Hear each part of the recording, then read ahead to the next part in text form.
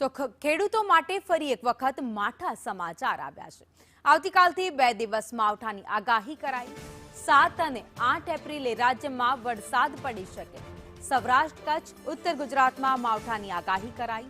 તો સાબરકાંઠા, હિંમતનગર, વડોદરા, અરવલ્લી, પંચમહાલ, દાહોદમાં પણ વરસાદ પડી શકે। તો આ સાથે જ અમદાવાદ, ગાંધીનગર અને મહીસાગરમાં પણ વરસાદ પડવાની શક્યતાઓ વ્યક્ત કરવામાં આવી।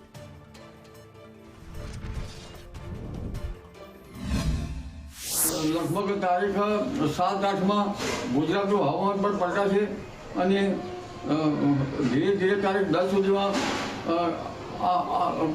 કઈ રીતે કંઈ ક્યાંક ને ક્યાંક તેની અસર થવા શક્યતા છે, પરંતુ તારીખ 7 અને 8 એપ્રિલમાં તેની અસર વધારે થવાની શક્યતા છે। આ ઉપરાંત સાબરકાંઠાના ભાગો અને અરવલ્લીના ભાગોમાં પણ તેની અસર થવાની શક્યતા છે।